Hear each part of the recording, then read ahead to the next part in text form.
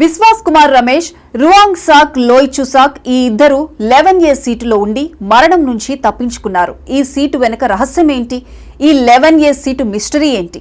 June 12, 2025 అహ్మదాబాద్లోని Sardar Vallabhbhai Patel అంతర్జాతీయ విమానాశ్రయం air India flight AI-171 Boeing 787-28 dream liner London Gatwick కు బయలుదేరింది.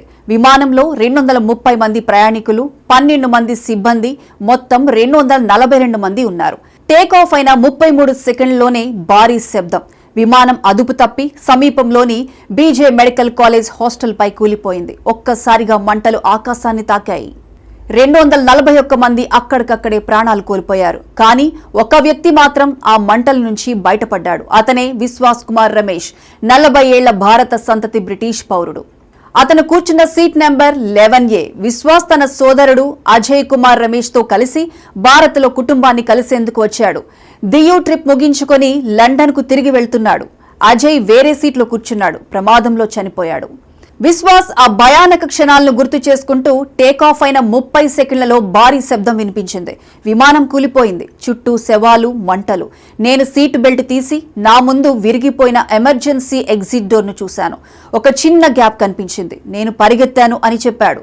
అతని సీట్ నెంబర్ 11A.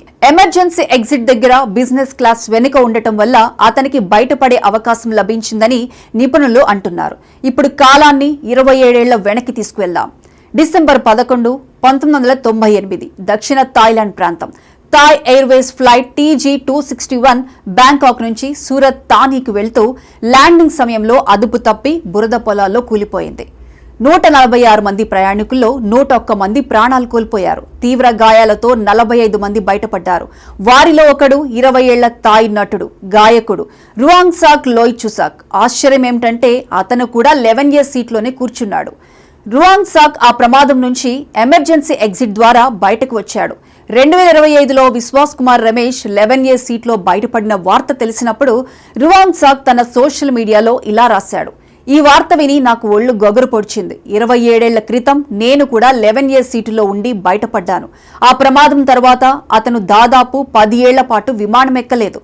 ఆ ఘటనను పునర్జన్మలా భావించాడు. అసలు 11A సీటులో ఏం మాయ ఉంది?